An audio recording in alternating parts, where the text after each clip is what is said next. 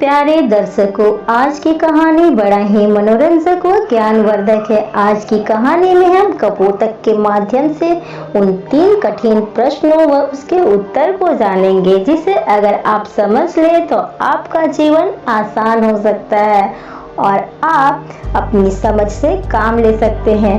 तो आइए कहानी को शुरू करते हैं। पर उससे पहले अगर आप इस चैनल में नए हैं तो इस चैनल को सब्सक्राइब कर लीजिए, ताकि आगे आने वाले सभी वीडियोस आपको आसानी से मिल सके। तो आइए कहानी शुरू करते हैं। प्राचीन समय में जंगल में कपोतक का एक जोड़ा बैठा हुआ था। तभी रिमझिम बारिश होने लगी। बारिश से बचने के लिए दोनों कपोतक पंछी वट वृक्ष के खोड़र में जाकर बैठ गए और बारिश तक मूसलाधार होने लगी। बहुत जोर जोर से बारिश होने लगी। तभी उनके पास एक अन्य कपोतक पंछी आया और वो बोला कि मुझे भी इस खोड़रे में बैठने दो। पर दोनों कपोतक पंछी बोले कि इस खोड़रे में केवल हम दोनों के बैठने इतना ही जगह है, हम तुम्हें कहां से बैठा पाएंगे।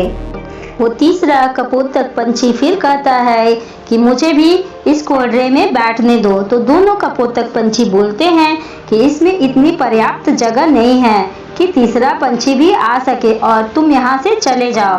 पर वह वो तीसरा कपोतक पंछी भीग रहा था और वह फिर से कहता है कि मुझे इसमें बैठने दो। तो वो दोनों कपोतक पंछी फिर से उसे मना कर देते हैं। तो वो बोलता है तीसरा कपोतक पंछी कि कहीं तुम दोनों मूर्ख तो नहीं हो। तो वो दोनों कपोतक पंछी बोलते हैं, भाई इसमें तुम देख ही रहे हो, हम दोनों जैसे तैसे करके बैठे हैं, इसमें जगह नहीं है, तुम कहीं और जाके जगह देख लो। तब वो तीसरा कपोतक पंछी फिर से कहता है, दोनों ही मूर्ख हो। तो दोनों कपोतक पंछी फिर से बोलते हैं, भाई अगर हमारे पास जगह रहती तो हम तुम्हें जरूर बैठाते, जगह यहाँ पर नहीं है, तुम कहीं और जाकर जगह देख लो। लेकिन वो कपोतक पंछी उन दोनों कपोतक पंछियों को बार बार मूर्ख कहता हुआ कि तुम मूर्ख तो नहीं हो, तुम मूर्ख हो, इस तरह से कहता हुआ वह तीसरा कपोतक पंछी वहां से उड़कर चला जाता है और वो दोनों कपोतक पंछी वहीं वट वृक्ष के खोड़र में बैठे रहते हैं। तीसरे कपोतक पंछी के चले जाने के बाद कपोतक की पत्नी पूछती है कि पिया जी, वो बार बार हमें मूर्ख हो, कहीं तुम मूर्ख तो नहीं हो, तुम मूर्ख ही हो बोल रहा था। ये मूर्ख होता कौन है? ये मूर्ख क्या होता है? ये मूर्ख दिखता कैसे है? आप मुझे इस बात को बताइए। प्यारे दर्शकों, फिर वो कपोतक पंछी अपनी पत्नी को एक कहानी सुनाता है और बोलता है कि अगर तुम इस कहानी को ध्यान से सुनोगी तो तुम्हें अपने प्रश्नों के उत्तर मिल जाएंगे। कपोतक पंछी कहानी शुरू करता है सुनाने के लिए और कपोतक की पत्नी बड़े ही ध्यान से कहानी सुन रही थी। कपोतक बोलता है कि किसी नगर में एक सेठ रहता था। उसका एक बेटा था। उसका बेटा शादी करता है और वो विदेश चला जाता है कमाने के लिए। सेठ के बेटे की पत्नी घर पर रहती है। एक दिन सेठ के बेटे की पत्नी नहाने के लिए तंगड़ पे गई हुई थी। तो वहां पर 3 यात्री आए और बोले कि हमें प्यास लगी है और हमें पानी पिला दो। पर सेठ के बेटे की पत्नी उस समय इस हालत में नहीं थी कि वो तीनों को पानी पिला सके। वो बहुत ही कम वस्त्रों में नहा रही थी।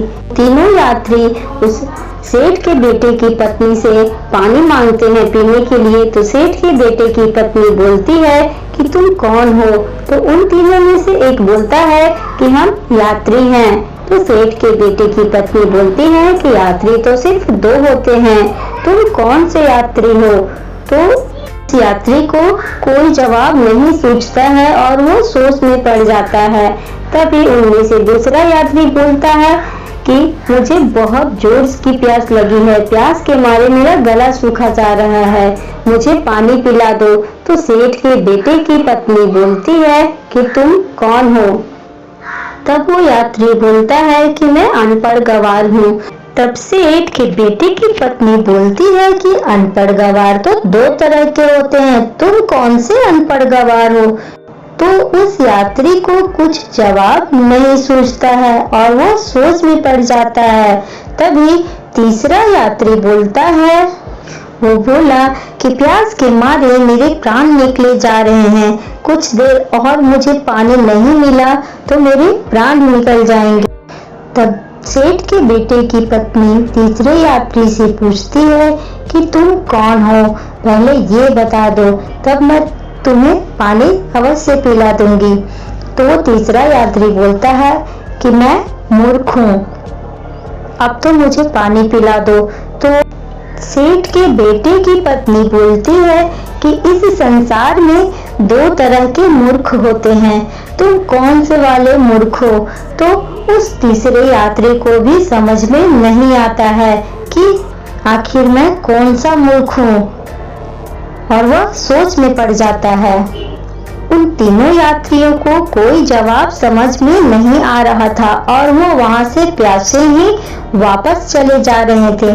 तब सेठ के बेटे की पत्नी बोलती है कि रुकिए, थोड़ी दूर पर मेरा वहां पर घर है, आप वहां जाइए और मैं वहां आकर आप तीनों को पानी पिलाती हूँ, आप मेरे घर जाइए। प्यारे दर्शकों, वो तीनों यात्री उस सेठ के घर पहुंच जाने लगते हैं और उसके बाद सेठ के बेटे की पत्नी भी तब तक नहा कर अच्छे से कपड़े पहनकर और आती है और उन तीनों को बैठाकर पानी पिलाती है। ये सारी दृश्य को सेठ देख रहा था और उसे अपने बेटे की पत्नी पर बहुत गुस्सा आ रहा था।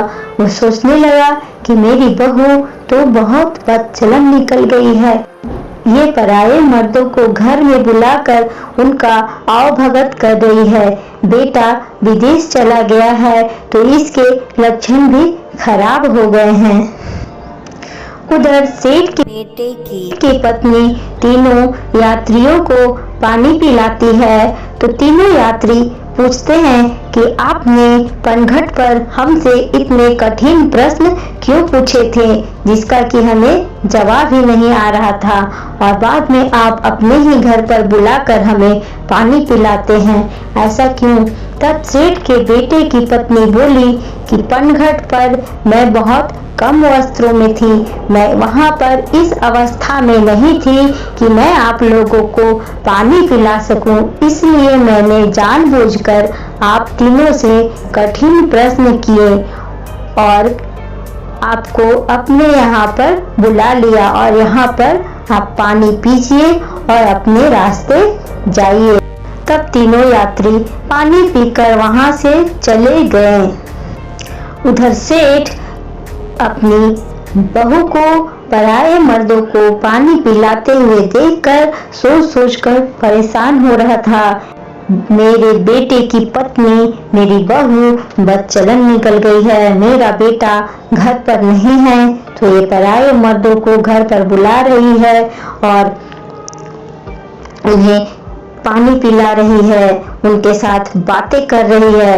अब वो सोच में डूब गया कि लगता है कि मेरी बहू का भी इलाज करना पड़ेगा, जिस प्रकार कोई रोग हो जाता है तो उसका इलाज जरूरी है, तो इसका भी इलाज करना ही पड़ेगा। यह सोचकर वो सोचा कि ये सारी बातों को वो राजा के समक्ष रखेगा और राजा से अपने बेटे के लिए न्याय मांगेगा, अपने बहू के कार्यों को बताएगा वहाँ कि मेरे बेटे के न रहने पर वो कैसा कर रही है और मैं न्याय मांगूंगा राजा से। ऐसा सोचकर सेठ राजा के समक्ष अपनी बहू की सारी बातों को रखता है कि किस तरह से मेरे बेटे के न रहने पर मेरी बहू पराये मर्दों को घर में बुला रही है और उनसे बातें कर रही है, उन्हें पानी पिला रही है। सेठ जब राजा को सारी बातें बताता है तो ये सारी बातें सुनकर राजा अपने सैनिकों को आदेश देता है कि जाकर सेठ के बहू को यहाँ पर लाओ। तो सैनिक सेठ के बहू को लाने के लिए पहुंच जाते हैं। तब सेठ की बहू बोलती है कि राजा ने मुझे किस रूप में बुलाया है, एक पत्नी के रूप में, एक बेटी के रूप में कि एक बहू के रूप में। तब सैनिक जाकर सेठ की बहू की बात को राजा से बताते हैं कि वो पूछ रही है कि आप उसे किस रूप में यहाँ बुला रहे हैं, एक बेटी के रूप में, एक बहू के रूप में या एक पत्नी के रूप में। तब राजा सोचता है कि वह इस नगर के सेठ की बहू है तो वो मेरी भी बहू हुई, तो वो बोलता है कि मैं उसे एक बहू के रूप में बुला रहा हूँ।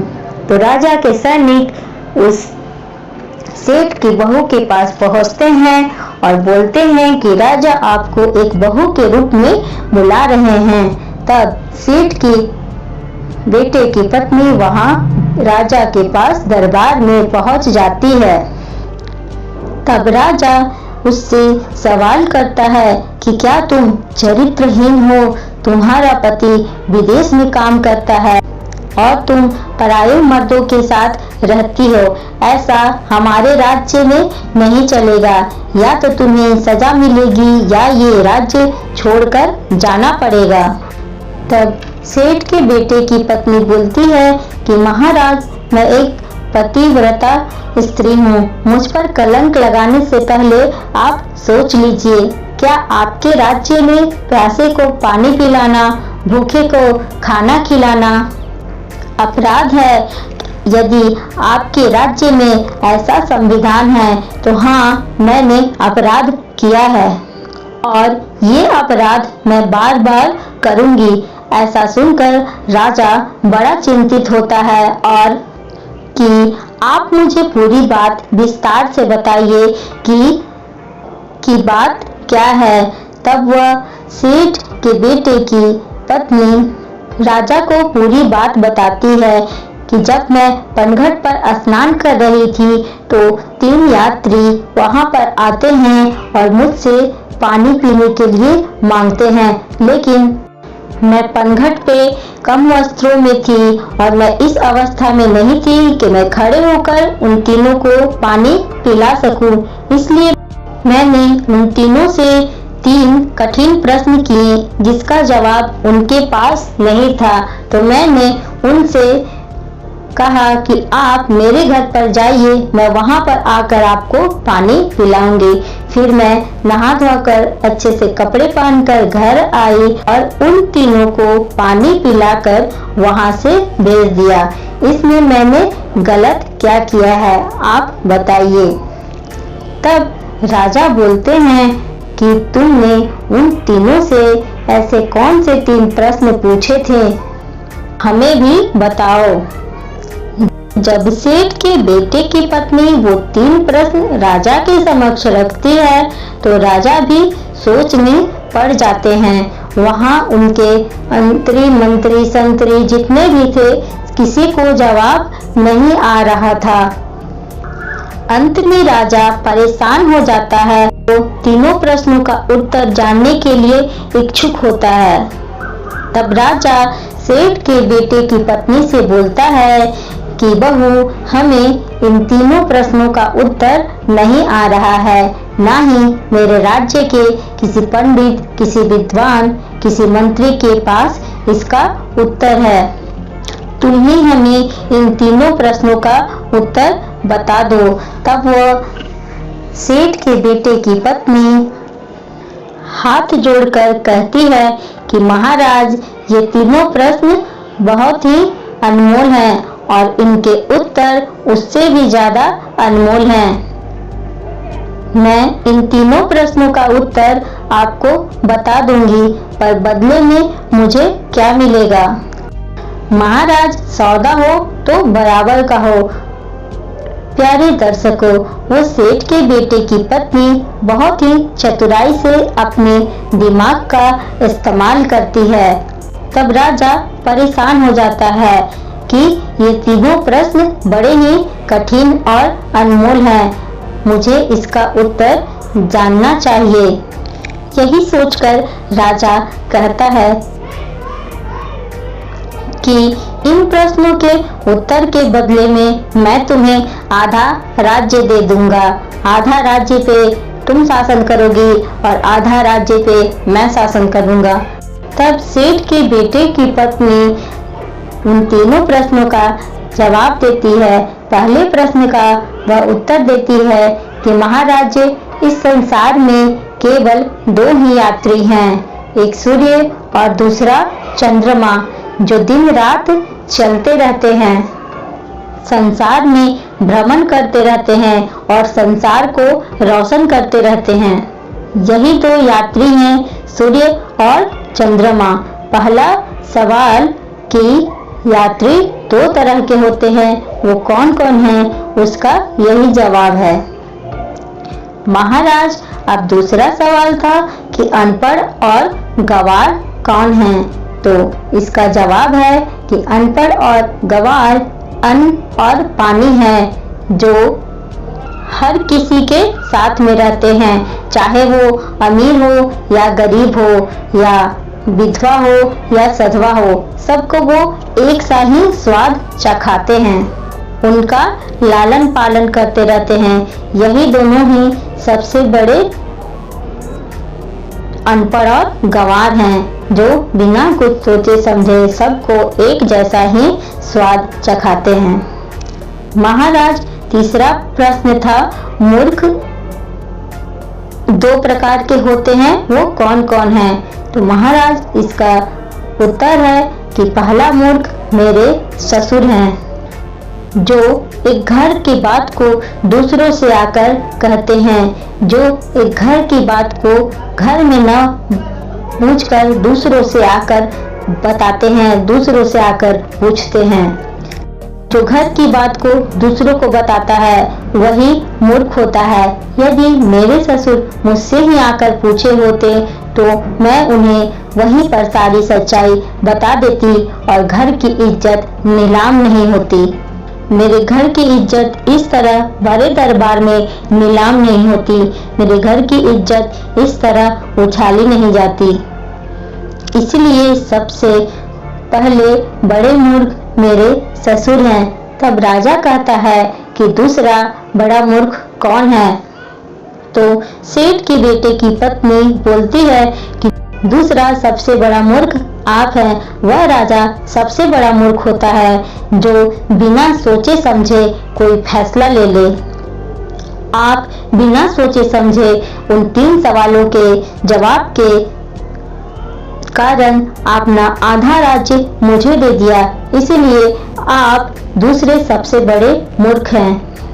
प्यारे दर्शकों, सेठ के बेटे की पत्नी की बात सुनकर राजा को गुस्सा तो बहुत आ रहा था, लेकिन अब वह कुछ भी नहीं कर सकता था, क्योंकि उसने अपना आधा राज्य उसको दे दिया था। अब वह भी उस राज्य की महारानी थी। आधी सेना उसकी थी, आधा राज्य उसका था, आधा धन उसका था, इसलिए वह राजा भी कुछ नहीं कर सकता था। प्यारे दर्शकों, इस तरह से सेठ के बेटे की पत्नी अपने दिमाग का इस्तेमाल करते हुए एक राज्य की महारानी बन जाती है। ये सारी कहानी कपोतक अपनी पत्नी को सुना रहा था। तो प्यारे दर्शकों, कपोतक अपनी पत्नी से कहता है कि सबसे बड़ा मूर्ख वही होता है जो अपने घर की बात को बाहर निकाल दे, और दूसरा सबसे बड़ा मूर्ख वह होता है जो किसी और के कहने पर अपना सब कुछ लुटा दे। अब कपोतक की पत्नी को समझ आ गया था कि मूर्ख कौन होता है। प्यारे दर्शकों, जो व्यक्ति सही समय आने पर अपने दिमाग का सही इस्तेमाल करता है वो हमेशा कामयाब होता है। तो प्यारे दर्शकों, आप भी इस कहानी से कुछ सीख लिए होंगे, तो कमेंट्स में एक प्यारा सा कमेंट्स कर दीजिएगा या इस चैनल को लाइक कर दीजिएगा। Bye bye. तो मिलते हैं अगली कहानी में।